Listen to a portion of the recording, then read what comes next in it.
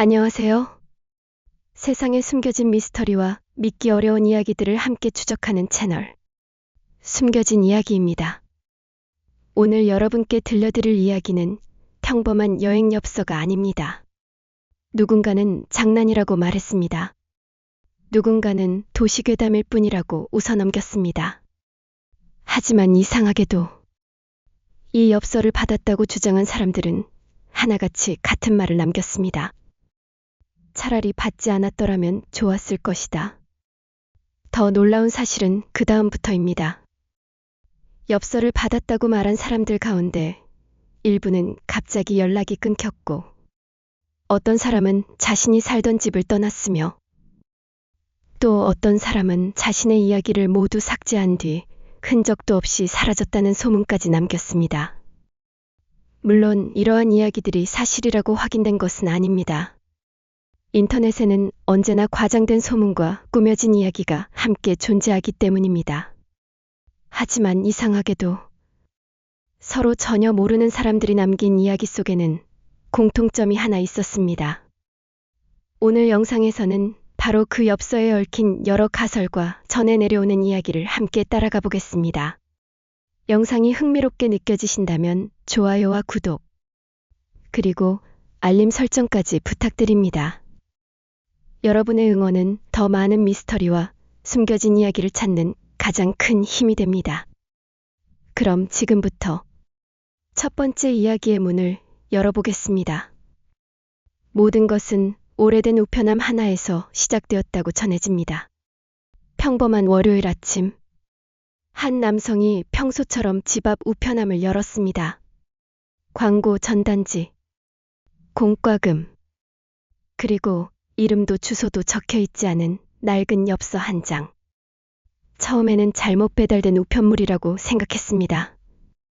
하지만 아무리 살펴봐도 받는 사람의 이름은 없었습니다. 보내는 사람도 없었습니다. 우표도 없었습니다. 우체국 소인도 찍혀 있지 않았습니다. 누가, 언제, 어떻게 넣었는지 아무도 알 수 없었습니다. 남자는 대수롭지 않게 엽서를 뒤집었습니다. 앞면에는 안개가 짙게 낀 숲속 풍경이 담겨 있었습니다. 사진은 오래된 필름 카메라로 촬영한 것처럼 흐릿했습니다.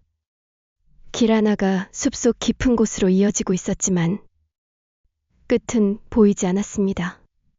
사진을 자세히 들여다볼수록 이상한 기분이 들었습니다. 분명 처음에는 아무것도 없었던 길이 다시 볼 때마다 조금씩 달라지는 것처럼 느껴졌기 때문입니다. 물론 착각일 수도 있습니다. 사람의 기억은 생각보다 쉽게 흔들리기도 합니다. 하지만 남자는 왠지 모를 불안함을 느끼기 시작했습니다. 그리고 엽서를 뒤집는 순간 단 한 줄의 문장이 눈에 들어왔습니다. 다시는 그 길로 돌아가지 마. 그 문장은 검은 잉크가 아니라 연필로 눌러쓴 것처럼 보였습니다. 글씨는 삐뚤빼뚤했습니다. 마치 매우 급하게 적은 마지막 메시지 같았습니다. 남자는 순간 웃으며 중얼거렸습니다. 누가 이런 장난을 하지? 하지만 그날 밤 그는 이상한 꿈을 꾸었다고 합니다. 안개가 자욱한 숲, 멀리 서 있는 낯선 사람, 그리고 자신을 향해 손짓하는 검은 실루엣. 꿈속에서 그는 계속 걸었습니다. 멈추고 싶었지만 발은 멈추지 않았습니다. 숲속으로 들어갈수록 주변은 점점 조용해졌습니다. 새소리도, 바람소리도, 자신의 발소리조차 들리지 않았습니다. 오직 앞에서 손짓하는 누군가만 보였습니다. 그 순간 꿈속의 그 사람이 천천히 고개를 들었습니다. 하지만 얼굴은 끝내 보이지 않았습니다. 남자는 놀라 잠에서 깨어났습니다. 시계를 보니 새벽 3시 13분. 우연이라고 하기에는 너무 선명한 꿈이었습니다. 그는 물을 마시기 위해 거실로 나왔습니다. 그리고 식탁 위에 올려두었던 엽서를 다시 바라봤습니다. 분명 잠들기 전까지는 앞면이 위를 향하고 있었는데 이번에는 뒷면이 위를 향하고 있었습니다. 누군가 뒤집어 놓은 것처럼 말입니다. 물론 혼자 사는 집이었습니다. 누구도 들어온 흔적은 없었습니다. 문도 잠겨 있었습니다. 창문도 모두 닫혀 있었습니다. 과연 이것은 단순한 우연이었을까요? 아니면 아직 시작조차 하지 않은 어떤 이야기의 첫 번째 신호였을까요? 그리고 더 놀라운 사실은 비슷한 엽서를 받았다고 주장하는 사람이 한 명이 아니라는 점입니다. 다음 이야기에서는 서로 다른 나라에서 발견되었다는 정체불명의 엽서들과 놀랍도록 닮아있는 공통점을 하나씩 추적해 보겠습니다. 첫 번째 엽서에 대한 이야기가 인터넷에 올라온 뒤 많은 사람들은 단순한 장난이라고 생각했습니다. 누군가 관심을 끌기 위해 꾸며낸 이야기일 것이라는 의견이 가장 많았습니다. 실제로 인터넷에는 사실과 허구가 뒤섞인 이야기들이 매일같이 올라오기 때문입니다. 하지만 며칠이 지나자 예상하지 못한 일이 벌어졌습니다. 전혀 다른 지역에 살고 있다는 사람들이 비슷한 사진을 하나둘 공개하기 시작한 것입니다. 사진 속 엽서는 놀랍도록 비슷했습니다. 낡은 종이, 빛이 바랜 색감, 그리고 앞면에 담긴 안개 낀 풍경. 물론 세부적인 모습은 조금씩 달랐습니다. 어떤 엽서에는 오래된 등대가 있었습니다. 어떤 엽서에는 폐쇄된 기차역이 있었습니다. 또 다른 엽서에는 아무도 살지 않는 작은 마을이 담겨 있었습니다. 하지만 자세히 살펴보면 모두 같은 분위기를 가지고 있었습니다. 사람의 흔적이 없는 장소, 시간이 멈춘 듯한 풍경, 그리고 사진 속 어딘가에는 항상 하나의 길이 이어져 있었습니다. 흥미로운 점은 사진보다도 뒷면에 적힌 문장이었습니다. 문장은 모두 달랐습니다. 하지만 전달하려는 의미는 이상할 정도로 비슷했습니다. 여기로 다시 오지 마. 끝까지 따라가지 마. 뒤를 돌아보지 마. 늦기 전에 떠나라. 마치 누군가가 미래의 자신에게 남긴 마지막 경고처럼 보였습니다. 물론 이런 이야기만으로는 특별한 의미를 찾기 어렵습니다. 인터넷에서는 얼마든지 비슷한 이미지를 만들어낼 수 있기 때문입니다. 그러나 일부 사람들은 또 다른 공통점을 발견했다고 주장했습니다. 엽서를 받은 날짜가 모두 비슷했다는 것입니다. 정확히 같은 날은 아니었습니다. 하지만 대부분 늦은 가을이나 겨울이 시작되는 무렵이었다고 합니다. 우연일까요? 아니면 계절과 관련된 또 다른 의미가 있었던 것일까요? 이때부터 인터넷 커뮤니티에서는 여러 가지 가설이 등장하기 시작했습니다. 첫 번째 가설은 누군가 오랫동안 이 엽서를 수집하며 사람들에게 보내고 있다는 이야기였습니다. 두 번째 가설은 오래전에 사라진 여행지의 홍보 엽서가 뒤늦게 발견되었다는 설명이었습니다. 세 번째는 도시괴담을 좋아하는 사람들이 일부러 같은 형식의 엽서를 만들어 퍼뜨리고 있다는 의견이었습니다. 모두 그럴듯한 이야기였습니다. 하지만 어느 가설도 모든 의문을 설명하지는 못했습니다. 그 이유는 한 장의 사진 때문이었습니다. 한 사람이 공개한 엽서에는 오래된 호수가 담겨 있었습니다. 사진만 보면 평범한 풍경처럼 보였습니다. 하지만 다른 사람이 공개한 엽서를 나란히 놓아보니 이상한 점이 발견되었습니다. 촬영 장소는 분명 달랐습니다. 그런데 사진 속 하늘의 구름 모양이 완전히 같았던 것입니다. 심지어 멀리 보이는 새 한 마리의 위치까지 똑같아 보였습니다. 단순한 우연이라고 하기에는 너무 닮아 있었습니다. 이 사진은 빠르게 여러 커뮤니티로 퍼져나갔습니다. 어떤 사람들은 사진을 합성한 것이라고 주장했습니다. 반면 또 다른 사람들은 누군가 의도적으로 같은 장면을 반복해서 사용하고 있다고 이야기했습니다. 하지만 결정적인 증거는 끝내 나오지 않았습니다. 시간이 흐르면서 사람들의 관심도 조금씩 줄어드는 듯 했습니다. 그러던 어느 날 한 장의 댓글이 다시 모든 분위기를 바꾸어 놓았습니다. 댓글에는 짧은 문장 하나만 적혀 있었습니다. 저도 같은 엽서를 받았습니다. 처음에는 아무도 믿지 않았습니다. 하지만 그 사람은 자신의 엽서 사진도 함께 올렸습니다. 사진 속에는 안개가 낀 숲길이 담겨 있었습니다. 그리고 뒷면에는 단 한 줄의 문장이 적혀 있었습니다. 이번에는 늦지 마. 이전까지 공개된 어떤 문장과도 달랐습니다. 마치 누군가 이미 한 번 같은 일을 겪었다는 듯한 내용이었습니다. 그 댓글 아래에는 수백 개의 질문이 달렸습니다. 언제 받았습니까? 누가 보냈습니까? 어디에서 발견했습니까? 하지만 이상하게도 그 사람은 단 하나의 답변도 남기지 않았습니다. 그리고 다음 날, 그 계정은 흔적도 없이 사라졌습니다. 게시글도, 사진도, 댓글도 모두 삭제된 상태였습니다. 누군가 일부러 지운 것인지, 스스로 삭제한 것인지는 알 수 없었습니다. 하지만 그 일을 계기로 사람들은 또 하나의 의문을 품기 시작했습니다. 혹시 지금까지 공개된 엽서들은 모두 같은 사람이 보낸 것이 아니라 서로 전혀 다른 사람들이 각자의 시간에 받은 것은 아닐까? 만약 그렇다면 도대체 최초의 엽서는 어디에서 시작된 것일까요? 그리고 가장 처음 이 이야기를 세상에 남긴 사람은 누구였을까요? 다음 이야기에서는 여러 나라에서 전해 내려오는 오래된 기록과 함께 이 정체불명의 엽서가 언제부터 사람들의 이야기 속에 등장하기 시작했는지를 하나씩 따라가 보겠습니다. 엽서에 대한 이야기가 점점 퍼져나가면서 사람들은 단순한 괴담을 넘어 그 시작을 찾기 시작했습니다. 도대체 이 기묘한 이야기는 언제부터 존재했던 것일까? 인터넷이 생기기 전에도 이런 이야기가 있었을까? 이 질문에서부터 또 다른 조사가 시작되었습니다. 여러 사람들은 오래된 신문과 잡지, 지역 기록물, 개인이 보관하던 여행 앨범까지 하나씩 살펴보기 시작했습니다.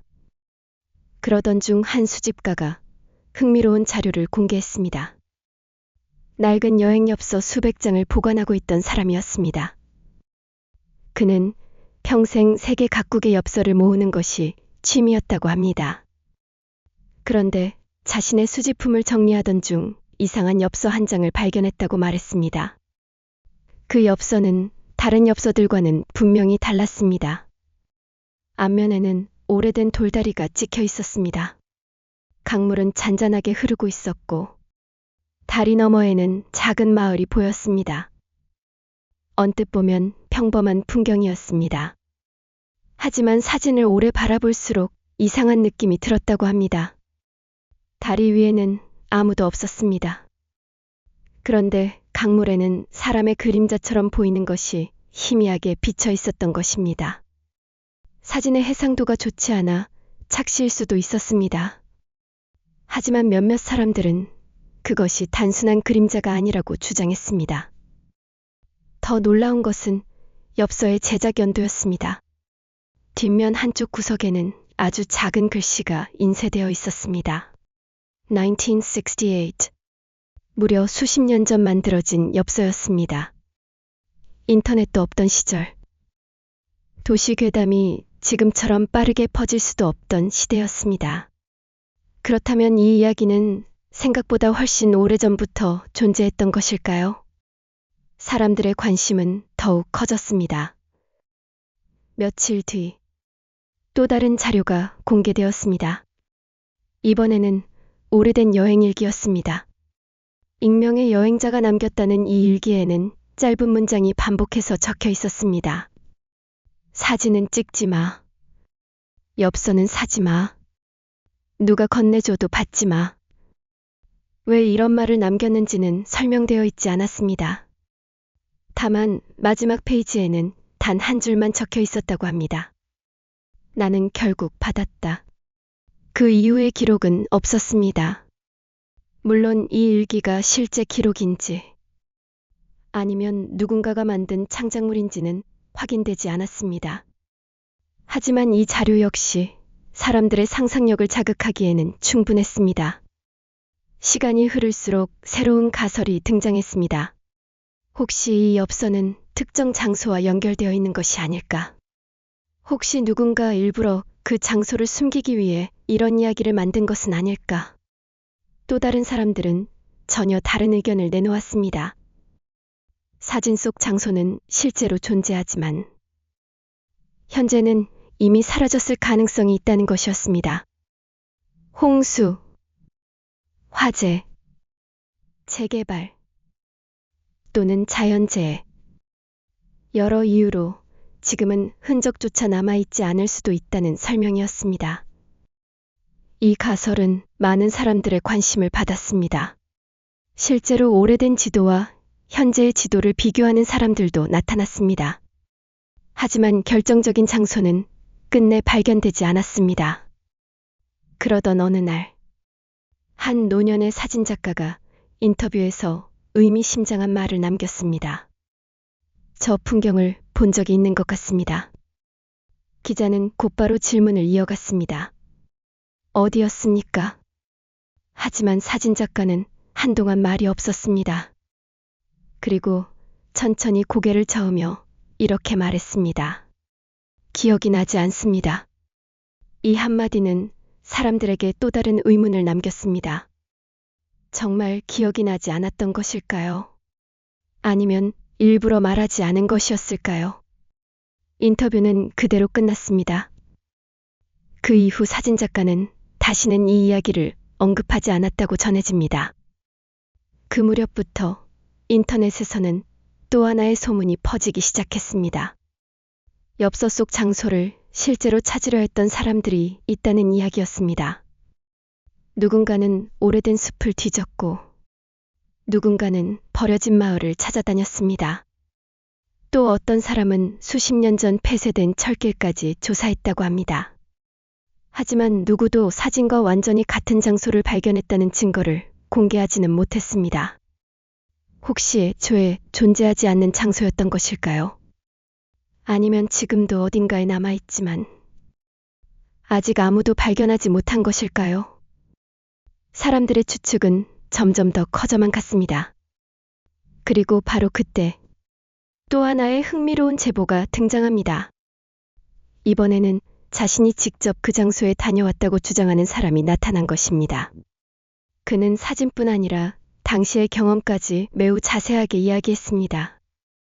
하지만 그의 증언에는 누구도 쉽게 설명하지 못하는 이상한 부분이 하나 숨어 있었습니다. 다음 이야기에서는 스스로 그 장소를 다녀왔다고 주장한 익명의 제보자와 그가 끝까지 밝히지 않았던 마지막 비밀을 함께 추적해 보겠습니다. 익명의 제보자가 등장한 것은 늦은 밤이었습니다. 사람들이 거의 잠든 시간. 한 온라인 커뮤니티에 짧은 글 하나가 올라왔습니다. 제목은 단순했습니다. 저는 그 장소를 다녀왔습니다. 조회수는 처음에는 거의 없었습니다. 하지만 불과 몇 시간 만에 수천 명이 글을 읽기 시작했습니다. 사람들은 모두 같은 질문을 남겼습니다. 정말 그 장소가 존재합니까? 사진은 어디에서 찍은 것입니까? 엽서는 어떻게 받으셨습니까? 제보자는 서두르지 않았습니다. 그는 천천히 자신의 이야기를 이어가기 시작했습니다. 몇 년 전, 혼자 여행을 즐기던 그는 오래된 중고 서점에서 낡은 여행 안내서를 발견했다고 했습니다. 표지는 거의 찢어져 있었고 출판사 이름도 지워져 있었습니다. 하지만 책 사이에 오래된 엽서 한 장이 끼워져 있었다고 합니다. 그 엽서는 지금까지 알려진 것들과 매우 비슷했습니다. 빛이 바랜 사진, 낡은 종이, 그리고 아무도 없는 풍경. 그는 처음에는 단순한 기념품이라고 생각했습니다. 하지만 엽서를 뒤집는 순간 한 줄의 문장이 눈에 들어왔습니다. 길은 아직 끝나지 않았다. 그 문장을 본 순간 이상하게도 머릿속이 복잡해졌다고 합니다. 무슨 뜻인지 이해되지 않았지만 버릴 수도 없었습니다. 결국 그는 엽서를 집으로 가져왔습니다. 며칠 동안은 아무 일도 일어나지 않았습니다. 하지만 어느 날 인터넷을 검색하던 중 엽서 속 풍경과 매우 비슷한 사진을 우연히 발견했다고 했습니다. 사진에는 위치 정보가 없었습니다. 작성자도 익명이었습니다. 설명도 없었습니다. 오직 사진 한 장만 올라와 있었습니다. 그는 이상한 호기심을 느꼈습니다. 정말 같은 장소인지 확인하고 싶어졌습니다. 그렇게 여행이 시작되었습니다. 기차를 타고, 버스를 갈아타고, 택시를 이용한 뒤, 마지막에는 한참을 걸어야 했다고 합니다. 길은 점점 좁아졌습니다. 휴대전화 신호도 약해졌습니다. 사람은 거의 보이지 않았습니다. 그는 몇 번이나 돌아갈까 고민했다고 합니다. 하지만 이상하게도 발걸음은 계속 앞으로 향했습니다.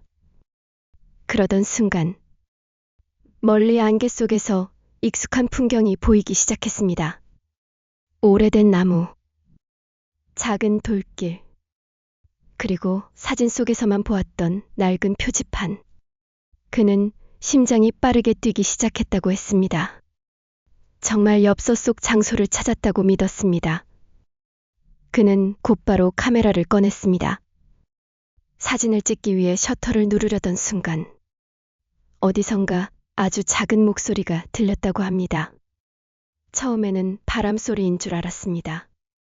하지만 가만히 귀를 기울이자 분명 누군가가 아주 낮은 목소리로 말하고 있었습니다. 사진을 찍지 마. 그는 깜짝 놀라 주위를 둘러보았습니다. 사람은 아무도 없었습니다. 숲은 조용했습니다. 새소리도 들리지 않았습니다. 하지만 방금 전 들었던 목소리는 너무도 선명했다고 합니다. 그는 애써 웃으며 긴장을 풀려고 했습니다. 혼자 여행을 하다 보면 착각할 수도 있다고 스스로를 안심시켰습니다. 그리고 다시 카메라를 들었습니다. 하지만 이번에는 이상한 일이 벌어졌습니다. 카메라 화면이 갑자기 검게 변했습니다. 배터리는 충분했습니다. 고장도 아니었습니다. 잠시 후 화면은 다시 켜졌습니다. 그러나 저장된 사진은 한 장도 없었습니다. 그는 여러 번 다시 시도했습니다. 휴대전화로도 찍어보았습니다. 결과는 똑같았습니다. 사진은 저장되지 않았습니다. 그 순간 그는 처음으로 두려움을 느끼기 시작했다고 말했습니다. 이곳에서 더 머물면 안 될 것 같은 기분, 설명할 수 없는 불안감, 누군가 계속 자신을 바라보고 있다는 느낌. 그는 결국 촬영을 포기하고 돌아가기로 결정했습니다. 하지만 돌아가는 길에서 또 하나 이상한 장면을 보게 됩니다. 자신이 방금 지나온 길 위에 낡은 엽서 한 장이 떨어져 있었던 것입니다. 분명 올 때는 없었습니다. 그는 천천히 엽서를 집어들었습니다. 앞면은 조금 전까지 자신이 서 있던 풍경과 똑같았습니다. 하지만 뒷면에는 새로운 문장이 적혀 있었습니다. 이번에는 돌아갈 수 있겠지만 다음은 다를 수도 있다. 그는 그 순간 더 이상 뒤를 돌아보지 않고 뛰기 시작했다고 했습니다. 몇 시간을 달려 큰 길에 도착한 뒤에야 겨우 안도의 한숨을 내쉴 수 있었다고 합니다. 이 글을 읽은 사람들은 크게 두 가지 반응으로 나뉘었습니다. 누군가는 매우 정교하게 만든 창작 이야기라고 말했습니다. 반면 또 다른 사람들은 이 정도의 묘사는 실제 경험이 아니면 쓰기 어렵다고 주장했습니다. 하지만 가장 이상했던 일은 그 다음 날 벌어졌습니다. 제보자가 올렸던 사진이 모두 사라진 것입니다. 글은 그대로 남아 있었지만 사진만 흔적도 없이 삭제되어 있었습니다. 그리고 얼마 지나지 않아 그 계정 역시 더 이상 접속되지 않았습니다. 과연 그는 정말 그 장소를 다녀온 것일까요? 아니면 모두를 속이기 위해 만들어낸 이야기였을까요? 다음 이야기에서는 또 다른 제보자가 공개한 오래된 지도 한 장과 함께 이 신비로운 장소가 실제 역사 속 어디와 연결되어 있는지를 하나씩 추적해 보겠습니다. 오래된 지도가 공개된 것은 익명의 제보자가 사라진 지 약 일주일 뒤였습니다. 이번에는 한 역사연구 동호회 회원이 글을 올렸습니다. 그는 우연히 오래된 문서를 정리하던 중 이상한 지도를 발견했다고 주장했습니다. 처음에는 아무도 관심을 두지 않았습니다. 낡은 지도는 인터넷에서도 쉽게 구할 수 있기 때문입니다. 하지만 그가 공개한 지도에는 지금까지 누구도 주목하지 않았던 표시가 하나 남아 있었습니다. 지도 한가운데에는 작은 원이 그려져 있었고 그 옆에는 희미하게 글자가 적혀 있었습니다. 돌아오지 않는 길. 글씨는 너무 희미해서 처음에는 대부분의 사람들이 읽지 못했습니다. 하지만 사진을 확대하고 보정을 거치자 조금씩 형태가 드러나기 시작했습니다. 사람들은 곧바로 지도의 위치를 현재 지도와 비교하기 시작했습니다. 놀랍게도 비슷한 지형은 존재했습니다. 산의 방향, 강의 흐름, 숲의 형태까지 상당히 닮아 있었습니다. 그러나 결정적으로 지도 속 중심 지점에는 지금 아무것도 존재하지 않았습니다. 위성 사진에도, 도로 지도에도, 건물 기록에도 남아있지 않았습니다. 마치 처음부터 그곳만 지워진 것처럼 말입니다. 이 사실이 알려지자 인터넷에서는 또 다른 가설이 등장했습니다. 혹시 누군가 의도적으로 그 장소의 기록을 없앤 것은 아닐까? 물론 이를 뒷받침할 증거는 없었습니다. 하지만 사람들은 오래전 폐쇄된 마을이나 군사시설처럼 일반인에게 공개되지 않은 장소가 실제로 존재한다는 사실을 떠올리기 시작했습니다. 혹시 이 장소 역시 그런 이유로 사라진 것은 아닐까? 그러던 어느 날, 한 노인이 지역방송 인터뷰에서 뜻밖의 이야기를 꺼냈습니다. 그는 어린 시절 할머니에게 자주 들었던 전설을 기억하고 있다고 말했습니다. 전설의 내용은 단순했습니다. 숲속 깊은 곳에는 길 하나가 있는데 그 길은 아무나 발견할 수 있는 길이 아니라고 했습니다. 길은 스스로 사람을 선택하며 선택받지 않은 사람에게는 평범한 숲으로만 보인다고 전해졌습니다. 반대로 선택된 사람은 같은 장소에서도 전혀 다른 풍경을 보게 된다고 했습니다. 마을 사람들은 그 길을 절대 찾으려 하지 않았다고 합니다. 왜냐하면 길을 끝까지 따라간 사람은 다시 돌아와도 이전과 같은 사람이 아니었다는 이야기가 전해졌기 때문입니다. 누군가는 가족도 알아보지 못했고, 누군가는 며칠 동안 아무 말도 하지 않았으며, 또 다른 사람은 자신이 어디를 다녀왔는지 끝내 설명하지 못했다고 합니다. 물론 이 역시 오래된 민담일 뿐입니다. 실제로 있었던 일이라고 단정할 수는 없습니다. 하지만 이상하게도 이 전설은 지금까지 등장했던 엽서 이야기와 너무도 닮아 있었습니다. 안개, 돌아오지 말라는 경고, 그리고 기억을 잃어버린 사람들. 우연이라고 하기에는 공통점이 너무 많았습니다. 그 무렵 또 하나의 흥미로운 자료가 공개되었습니다. 이번에는 오래된 흑백 사진이었습니다.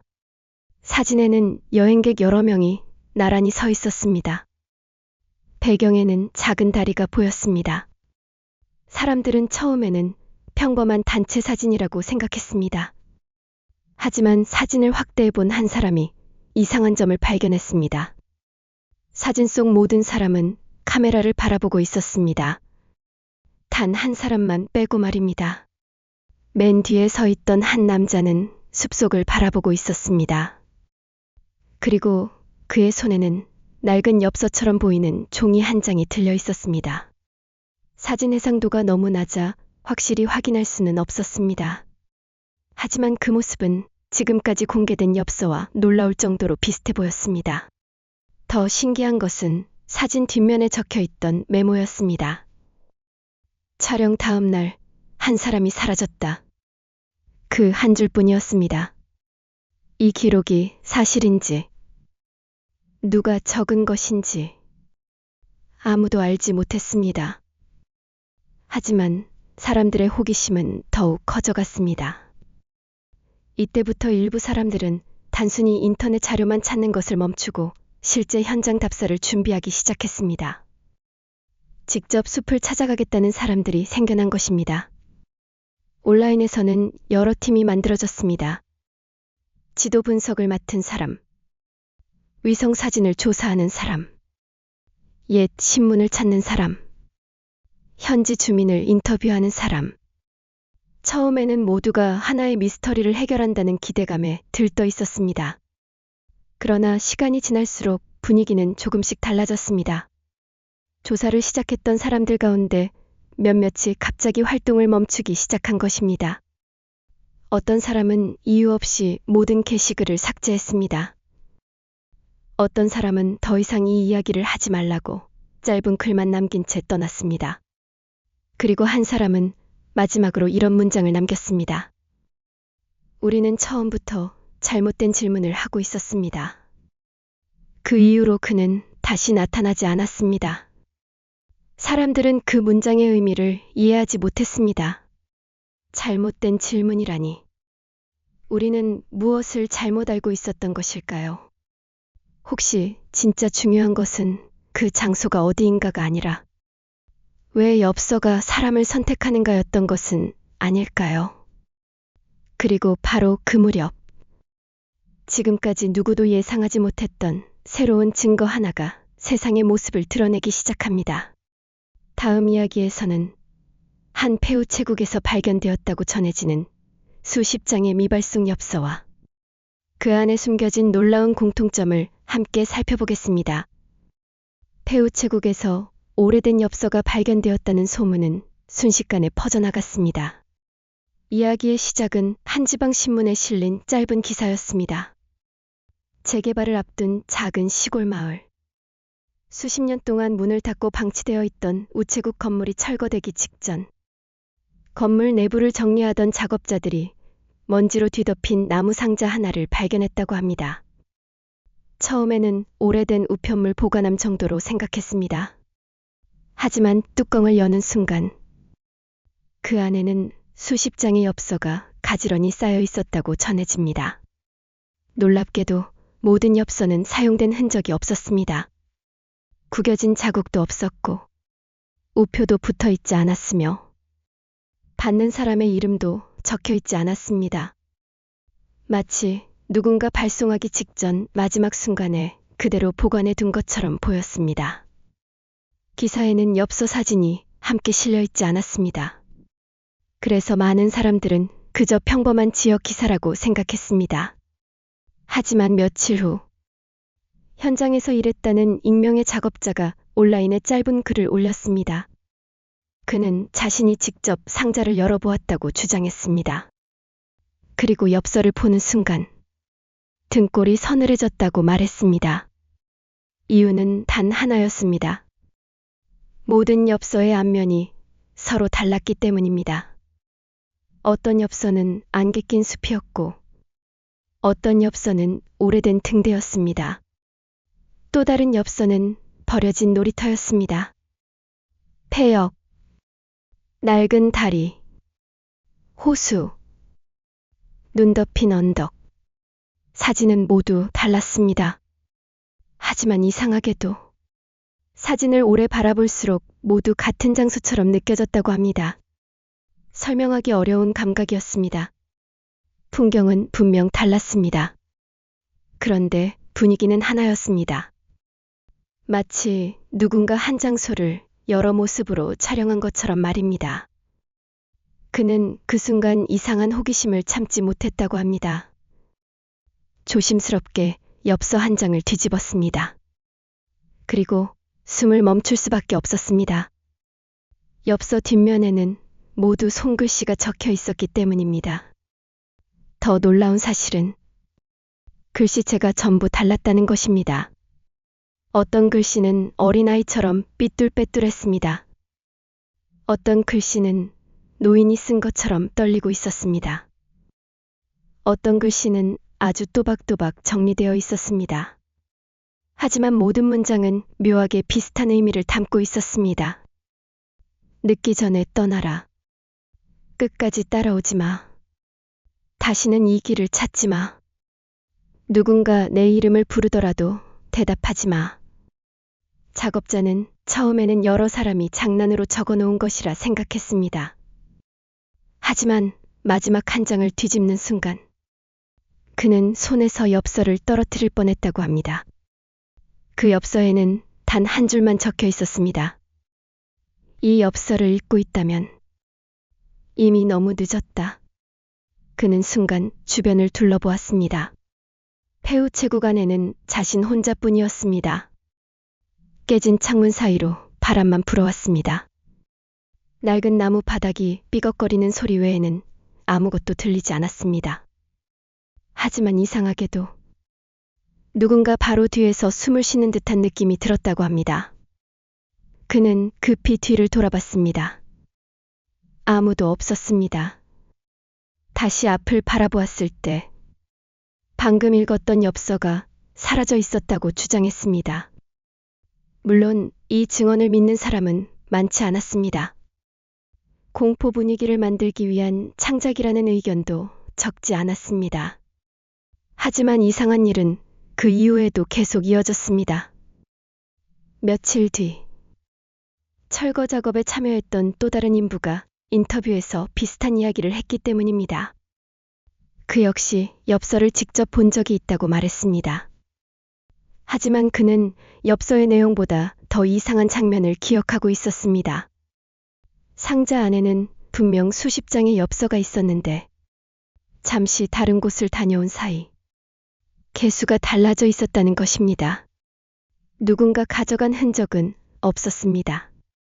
출입 기록도 없었습니다. 그런데도 처음 세어봤던 숫자와 맞지 않았다고 합니다. 그는 피곤해서 착각했을 수도 있다고 스스로를 설득했습니다. 하지만 다른 작업자 역시 같은 말을 했습니다. 분명 아까는 더 많았는데. 그날 이후 남아있던 엽서들은 모두 지방 기록 보관소로 옮겨졌다고 알려졌습니다. 하지만 이상하게도 보관소에서는 그런 엽서를 받은 적이 없다고 밝혔습니다. 운송 기록도 없었습니다. 보관 번호도 없었습니다. 마치 상자 자체가 처음부터 존재하지 않았던 것처럼 모든 기록이 사라져 있었습니다.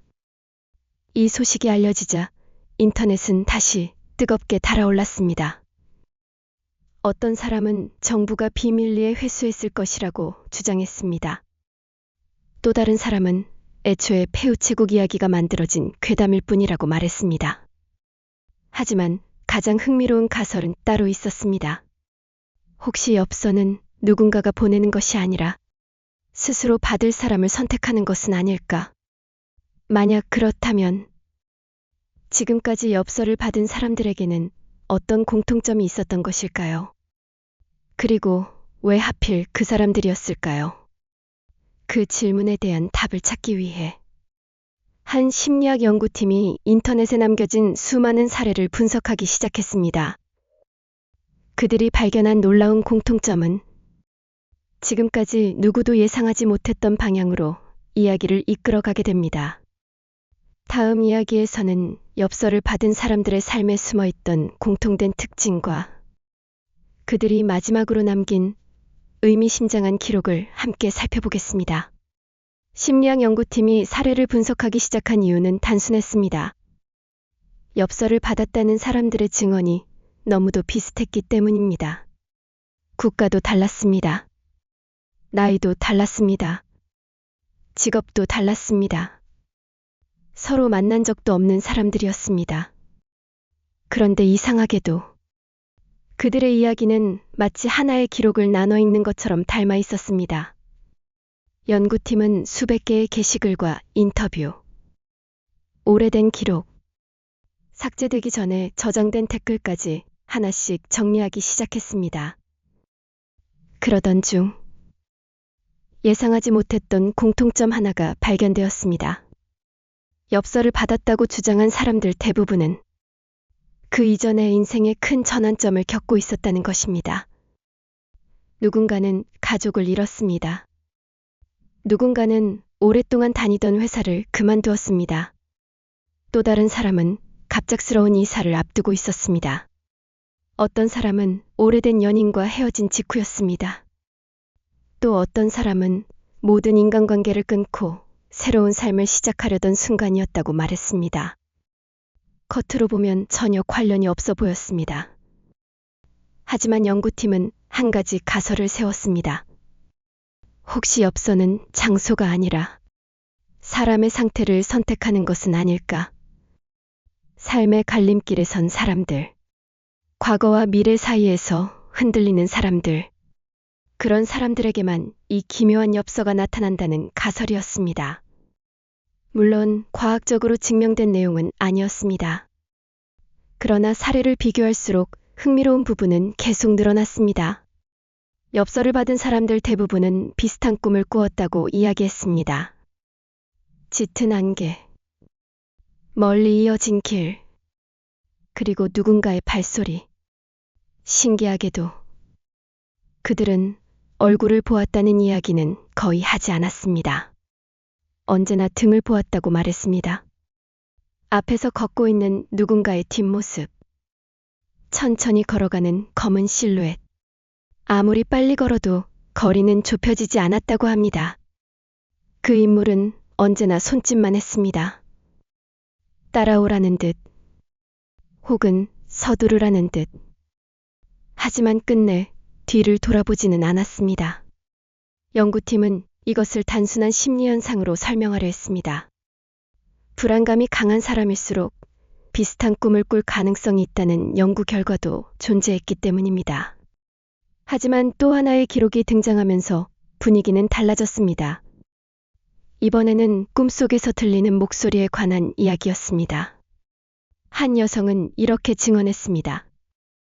처음에는 자신의 이름을 누군가 부르는 소리가 들렸다고 합니다. 매우 다정한 목소리였습니다.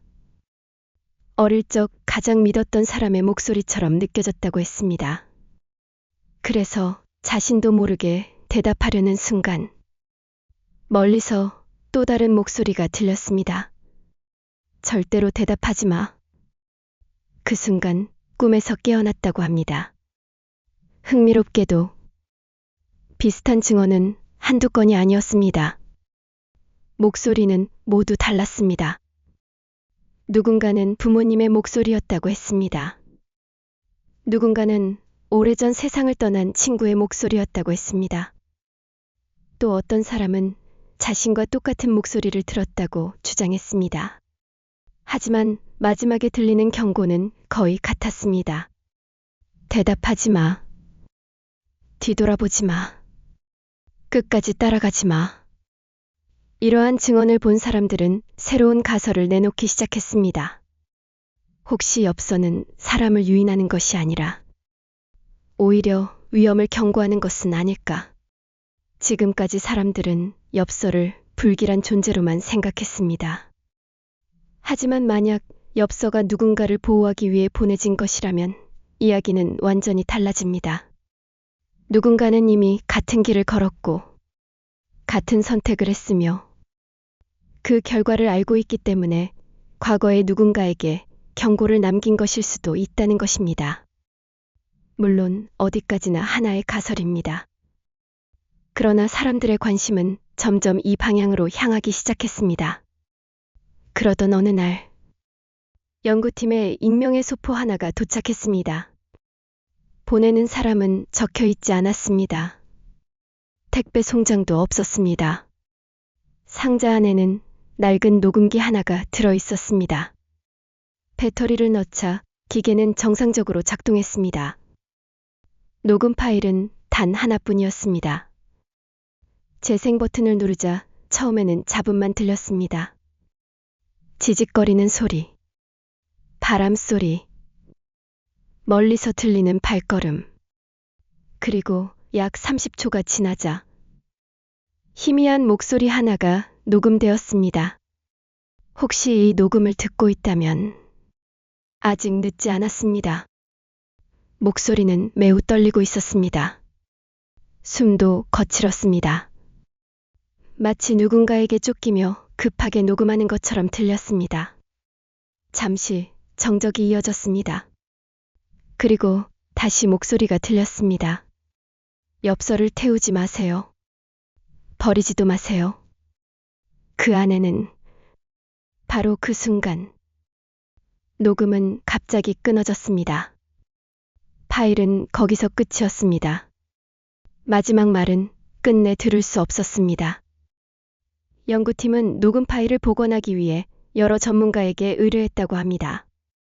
하지만 손상된 부분은 끝내 복구되지 않았습니다. 정말 기술적인 문제였던 것일까요? 아니면 누군가 의도적으로 마지막 부분만 삭제한 것일까요? 그리고 더 놀라운 사실은 녹음기 안쪽에서 아주 작은 종이 조각 하나가 발견되었다는 것입니다. 거기에는 단 한 줄의 문장만 적혀 있었습니다. 답은 우체국이 아니라 발신인에게 있다. 도대체 발신인은 누구였을까요? 지금까지 모든 사람들은 엽서를 받은 사람만 추적해왔습니다. 하지만 정작 가장 중요한 존재인 발신인에 대해서는 아무도 생각하지 않았습니다. 다음 이야기에서는 지금까지 한 번도 모습을 드러내지 않았던 발신인의 정체에 대한 가장 충격적인 가설을 함께 살펴보겠습니다. 발신인이라는 단어가 등장한 순간 사람들의 시선은 완전히 달라졌습니다. 그동안 모두는 같은 질문만 반복하고 있었습니다. 엽서는 어디에서 왔는가? 사진 속 장소는 어디인가? 누가 엽서를 받았는가? 하지만 아무도 도대체 누가 이 엽서를 보내고 있는지에 대해서는 깊이 생각하지 않았습니다. 연구팀 역시 새로운 방향으로 조사를 시작했습니다. 이번에는 엽서를 받은 사람이 아니라 보낸 사람의 흔적을 찾기 시작한 것입니다. 그러나 예상했던 것보다 훨씬 어려운 일이었습니다. 지금까지 공개된 모든 엽서에는 공통점이 있었습니다. 발신인의 이름이 없었습니다. 주소도 없었습니다. 우체국 소인도 없었습니다. 우표조차 붙어 있지 않았습니다. 누군가 직접 우편함에 넣은 것인지, 아니면 전혀 다른 방법으로 전달된 것인지, 아무도 설명하지 못했습니다. 그러던 중, 연구팀은 오래된 기록 하나를 발견했습니다. 수십 년 전 작성된 우편 업무 일지였습니다. 평범한 행정문서처럼 보였지만 마지막 장에는 짧은 메모가 남아 있었습니다. 배달되지 않은 엽서. 발신인 확인 불가. 처음에는 특별할 것이 없는 기록처럼 보였습니다. 하지만 같은 문장이 여러 해에 걸쳐 반복되고 있다는 사실이 확인되었습니다. 1973년, 1981년, 1994년, 2007년, 그리고 가장 최근의 기록까지 수십 년 동안 같은 표현이 계속 등장했던 것입니다. 흥미로운 점은 날짜 사이에 일정한 규칙이 없었다는 것입니다. 몇 년 동안 아무 기록도 없다가 갑자기 여러 장이 발견되기도 했습니다. 마치 누군가 필요할 때만 엽서를 세상에 내놓는 것처럼 보였습니다. 이 무렵 한 은퇴한 우체부가 인터뷰를 요청했습니다.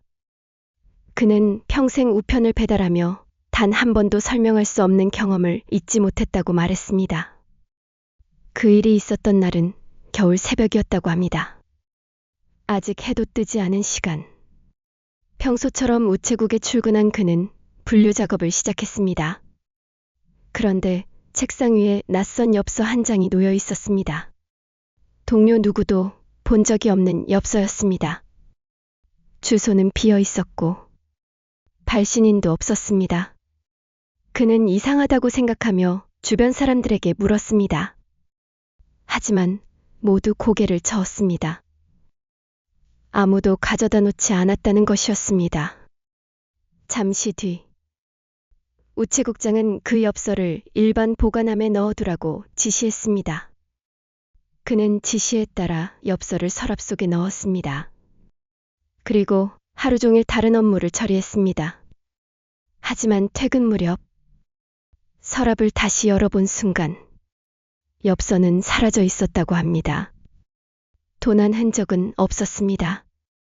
서랍은 잠겨 있었습니다. 열쇠는 그의 주머니 안에 있었습니다. 그날 이후 그는 같은 일을 2번 더 경험했다고 했습니다. 항상 겨울, 항상 새벽, 그리고 언제나 발신인이 없는 엽서였습니다. 그는 그것을 단순한 착각이라고 생각하며 누구에게도 이야기하지 않았습니다. 수십 년이 흐른 뒤 인터넷에서 엽서 괴담을 보게 되었고 그제야 오래전 기억을 떠올렸다고 합니다. 물론 그의 증언을 입증할 방법은 없습니다. 기억은 시간이 지나면서 달라질 수도 있습니다. 하지만 사람들은 또 하나의 가설을 만들기 시작했습니다. 혹시 발신인은 한 사람이 아닐 수도 있다는 것입니다. 시간마다, 세대마다 서로 다른 누군가가 같은 역할을 이어받고 있는 것은 아닐까. 그리고 그 역할은 단순히 엽서를 보내는 것이 아니라 무언가를 경고하는 일일 수도 있다는 추측이 이어졌습니다. 하지만 또 다른 연구자는 전혀 다른 의견을 내놓았습니다. 그는 엽서를 보내는 존재가 미래의 생존자일 가능성을 제기했습니다. 만약 앞으로 어떤 사건이 일어난다면 그 사건을 겪은 누군가가 과거의 사람들에게 계속 경고를 보내고 있는 것은 아닐까. 그래서 엽서마다 문장이 조금씩 다른 것일 수도 있습니다. 누군가는 실패했고 누군가는 가까스로 살아남았으며 각자의 경험을 짧은 문장으로 남기고 있다는 것입니다. 뒤돌아보지 마. 늦기 전에 떠나라. 이번에는 늦지 마. 이 모든 문장은 하나의 이야기가 아니라 여러 사람의 마지막 기록일 수도 있다는 해석이었습니다. 물론 이는 어디까지나 상상에 기반한 가설입니다. 하지만 놀랍게도 이 가설을 본 사람들 가운데 자신도 비슷한 꿈을 꾸었다는 댓글이 다시 늘어나기 시작했습니다. 그중 한 사람의 증언은 특히 많은 관심을 받았습니다. 그는 꿈속에서 오래된 우체국 앞에 서 있었다고 합니다. 문은 열려 있었습니다. 안으로 들어가자 수백 개의 우편함이 줄지어 있었습니다. 그런데 모든 우편함에는 같은 이름이 적혀 있었습니다. 놀랍게도 그 이름은 모두 자신의 이름이었다고 합니다. 그는 하나의 우편함을 열었습니다. 안에는 엽서 한 장이 들어 있었습니다. 천천히 뒤집어 읽는 순간 그는 공포에 질려 잠에서 깨어났습니다. 사람들은 그에게 엽서에 무엇이 적혀 있었는지 물었습니다. 하지만 그는 끝내 대답하지 않았습니다. 단 한 문장만 남겼습니다. 그 내용을 말하면 또 다른 사람이 받게 될 것 같습니다. 그 댓글 역시 며칠 뒤 흔적도 없이 사라졌습니다. 과연 이것도 우연이었을까요? 아니면 누군가 일부러 기록을 지우고 있는 것일까요? 그리고 정말 발신인은 아직도 어딘가에서 새로운 엽서를 준비하고 있는 것일까요? 다음 이야기에서는 지금까지 등장한 모든 단서를 하나씩 연결하며 이 미스터리의 마지막 가설에 가장 가까운 답을 함께 추적해 보겠습니다. 지금까지 드러난 단서를 모두 하나씩 이어 붙여보면 이 이야기는 단순한 도시괴담으로 보기에는 이상한 공통점이 너무 많았습니다. 안개가 낀 풍경, 정체를 알 수 없는 엽서, 발신인이 없는 우편, 반복되는 경고, 그리고 같은 꿈을 꾸었다는 사람들. 모든 조각은 서로 연결되지 않는 것처럼 보였습니다. 하지만 연구팀은 마지막 분석을 시작했습니다. 이번에는 장소도, 사진도, 목격담도 잠시 내려놓았습니다. 오직 엽서에 적힌 문장만 비교하기 시작한 것입니다. 수십 년 동안 공개된 모든 문장을 날짜 순으로 정리했습니다. 처음에는 아무런 의미가 없어 보였습니다. 하지만 오래된 기록부터 최근 사례까지 차례대로 배열하자 놀라운 변화가 하나 눈에 들어왔습니다.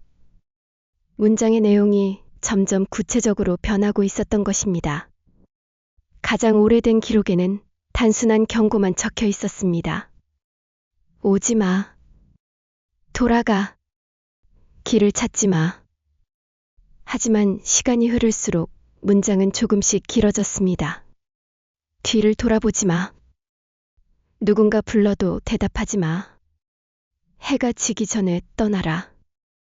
그리고 최근 사례에서는 더욱 구체적인 표현이 등장했습니다. 이번에는 늦지 마. 아직 선택할 시간이 있다. 이 변화는 우연일까요? 아니면 누군가 이전의 실패를 바탕으로 계속 다른 사람에게 새로운 경고를 남기고 있는 것일까요? 한 언어학자는 흥미로운 의견을 내놓았습니다.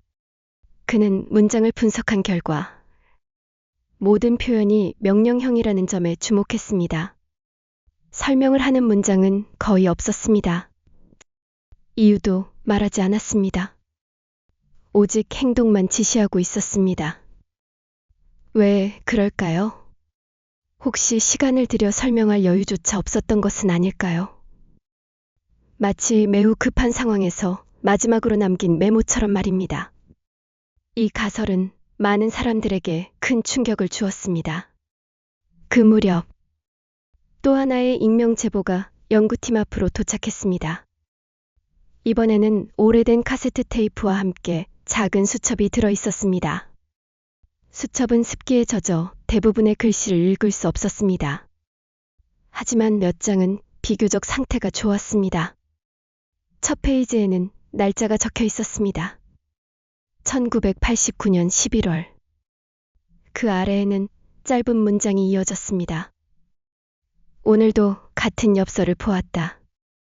다음 장에는 이렇게 적혀 있었습니다. 이번에는 버리지 않았다. 또 다음 장에는 혹시 정말 경고라면 나는 반드시 확인해야 한다. 기록은 여기서부터 점점 불안해지기 시작했습니다. 글씨가 흔들렸습니다. 문장이 끊겼습니다. 어떤 페이지는 절반만 적혀 있었습니다. 그러다가 마지막으로 읽을 수 있는 페이지에서 사람들은 모두 숨을 삼킬 수밖에 없었습니다. 거기에는 이렇게 적혀 있었습니다. 우리가 찾고 있는 장소는 실제로 존재하는 곳이 아니다. 길은 지도 위에 있는 것이 아니라 사람의 기억 속에 있다. 이 문장은 인터넷에서 엄청난 논쟁을 불러왔습니다. 도대체 기억 속의 길이란 무엇을 의미하는 것일까요? 심리학자들은 이것을 트라우마의 은유라고 설명했습니다. 사람은 잊고 싶은 기억을 마음속 깊이 묻어두지만 어떤 계기를 통해 다시 그 기억과 마주하게 된다는 것입니다. 그래서 엽서는 실제 물건이 아니라 죄책감이나 후회가 만들어낸 상징일 수도 있다는 해석이 나왔습니다. 반면 미스터리를 연구하는 사람들은 전혀 다르게 생각했습니다. 그들은 기억 속의 길이라는 표현이 사람마다 다른 모습으로 나타나는 어떤 공간을 의미한다고 주장했습니다. 그래서 어떤 사람은 숲을 보고, 어떤 사람은 호수를 보며, 또 어떤 사람은 배역을 보는 것이라는 설명이었습니다. 모두 다른 풍경이지만 도착하는 곳은 결국 하나라는 것입니다. 이 두 가지 가설은 지금도 결론이 나지 않았습니다. 하지만 이상하게도 그 수첩의 마지막 페이지는 완전히 찢겨 있었습니다. 누군가 일부러 떼어낸 것처럼 말입니다. 그곳에 무엇이 적혀 있었는지는 아무도 모릅니다. 그리고 더 이상한 사실은 카세트 테이프를 복원하는 과정에서 아주 짧은 음성이 하나 발견되었다는 것입니다. 잡음이 계속 이어지다가 마지막 순간 누군가 아주 낮은 목소리로 이렇게 말했습니다. 이번에는 그 사람이 아니라 당신입니다. 그 이후 녹음은 완전히 끝났습니다. 이 음성을 들은 연구팀은 처음으로 조사 중단을 고민했다고 합니다. 우연이라고 넘기기에는 너무 많은 기록이 서로 이어지고 있었기 때문입니다. 하지만 이미 여기까지 온 이상 그들은 마지막 질문 하나만 남겨두기로 했습니다. 만약 이 모든 이야기가 단순한 괴담이라면 왜 수십 년 동안 비슷한 기록이 계속 나타나는 것일까요? 그리고 반대로 만약 단 하나라도 사실이라면 다음 엽서는 지금 이 순간 누구를 향해 만들어지고 있는 것일까요? 마지막 이야기에서는 지금까지 등장했던 모든 가설을 비교하며 가장 설득력 있는 결론과 함께 이 미스터리가 우리에게 남기는 진짜 의미를 차분히 살펴보겠습니다. 지금까지 우리는 하나의 엽서를 따라 아주 먼 길을 걸어왔습니다. 처음에는 단순한 괴담처럼 보였습니다. 인터넷에서 흔히 볼 수 있는 이야기라고 생각했습니다. 하지만 하나의 기록이 또 다른 기록과 이어지고 한 사람의 증언이 오래된 문서와 닮아 있었으며 수십 년 전 남겨진 메모가 최근의 이야기와 놀랍도록 비슷한 모습을 보이기 시작했습니다. 물론 이 모든 이야기가 실제로 일어났다고 단정할 수는 없습니다. 인터넷에는 언제나 상상과 현실이 뒤섞여 존재합니다. 오래된 사진도, 익명의 증언도, 출처가 불분명한 문서도 끝내 진실을 증명하지 못하는 경우가 많습니다. 그렇기 때문에 오늘 우리가 살펴본 모든 내용 역시 하나의 미스터리이자 여러 가설 가운데 하나로 받아들이는 것이 가장 합리적일 것입니다. 하지만 여기서 한 가지 흥미로운 질문이 남습니다. 왜 사람들은 수십 년이 지나도록 이런 이야기를 계속 만들어내는 것일까요? 단순히 사람을 놀라게 하기 위해서일까요? 아니면 이 이야기 속에는 우리가 쉽게 지나치는 어떤 감정이 숨어 있는 것일까요? 심리학자들은 오래전부터 인간은 설명할 수 없는 현상을 하나의 이야기로 만들어 기억한다고 말해왔습니다. 잊고 싶은 후회, 끝내 하지 못한 선택, 돌아가고 싶은 순간. 이런 감정은 시간이 지나도 쉽게 사라지지 않습니다. 그래서 사람들은 그것을 눈에 보이는 형태로 바꾸곤 합니다. 어떤 사람에게는 오래된 사진이 되고, 어떤 사람에게는 반복되는 꿈이 되며, 또 다른 사람에게는 이름 없는 엽서가 되는 것입니다. 반대로 미스터리를 연구하는 사람들은 조금 다른 시각을 가지고 있습니다. 세상에는 아직 우리가 설명하지 못하는 현상이 존재할 수도 있다는 것입니다. 과학이 발전할수록 미지의 영역은 줄어들고 있지만 여전히 모든 것을 이해했다고 말하기에는 이르다는 의견도 있습니다. 그래서 어떤 사람들은 이 엽서 이야기를 단순한 괴담으로 넘기지 않습니다. 수십 년 동안 이어진 기록, 비슷한 꿈, 반복되는 경고, 그리고 발신인이 없는 엽서.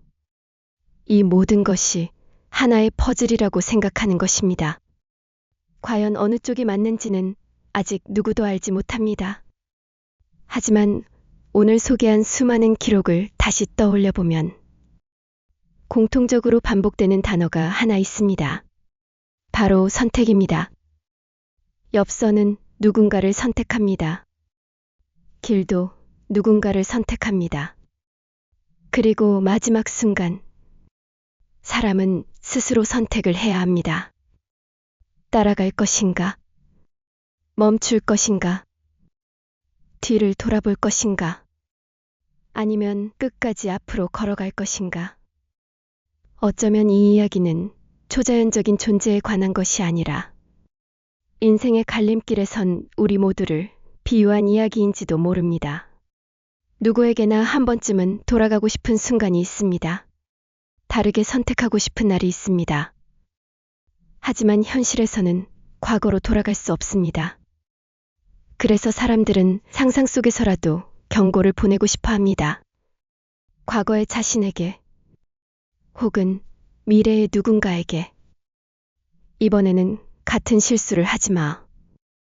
바로 그것이 엽서에 담긴 진짜 의미일 수도 있습니다. 물론 이 역시 하나의 가설일 뿐입니다. 혹시 여러분은 어떻게 생각하시나요? 이 모든 것이 사람들의 상상력이 만들어낸 도시 괴담이라고 생각하시나요? 아니면 아직 세상에 밝혀지지 않은 미스터리가 실제로 존재한다고 믿으시나요? 혹은 두 가지 모두가 조금씩 섞여 있다고 생각하시나요? 여러분의 생각을 댓글로 자유롭게 남겨주세요. 서로 다른 의견을 읽어보는 건 역시 미스터리를 즐기는 또 하나의 재미가 될 것입니다. 그리고 만약 오늘 밤 집으로 돌아와 우편함을 열었는데 보내는 사람도 주소도 우표도 없는 오래된 엽서 한 장이 들어있다면 여러분은 과연 그것을 집어들겠습니까? 아니면 그대로 닫고 돌아서겠습니까? 정답은 없습니다. 하지만 오늘 우리가 함께 살펴본 이야기들을 떠올린다면 조금은 망설이게 될지도 모르겠습니다. 이 세상에는 설명되지 않는 이야기들이 여전히 존재합니다. 어떤 것은 시간이 지나며 사라집니다. 어떤 것은 새로운 증거와 함께 다시 나타납니다. 그리고 또 어떤 이야기는 믿는 사람과 믿지 않는 사람 사이에서 끝없이 살아남습니다. 오늘의 미스터리도 아마 그런 이야기 가운데 하나일 것입니다. 지금 이 순간에도 어딘가에서는 또 다른 누군가가 오래된 서랍을 정리하다 낯선 엽서를 발견하고 있을지도 모릅니다. 혹은 오래된 여행책 사이에서 이름 없는 사진 한 장을 꺼내 들고 있을지도 모릅니다. 그 사람이 이 이야기를 알고 있을지, 아니면 전혀 모른 채 또 다른 기록을 남기게 될지는 아무도 알 수 없습니다. 오늘 준비한 이야기는 여기까지입니다. 여러분은 이 미스터리에 대해 어떤 가설이 가장 설득력 있다고 생각하셨나요? 댓글에서 여러분만의 추리와 해석을 들려주세요. 영상이 재미있으셨다면 좋아요와 구독, 그리고 알림 설정까지 부탁드립니다. 여러분의 응원은 저희 숨겨진 이야기가 세상 곳곳에 숨겨진 미스터리와 흥미로운 전설을 계속 찾아가는 가장 큰 힘이 됩니다. 끝까지 함께 해주셔서 진심으로 감사합니다. 다음 영상에서는 더욱 놀랍고 신비로운 이야기로 다시 찾아뵙겠습니다. 그때까지 안녕히 계십시오.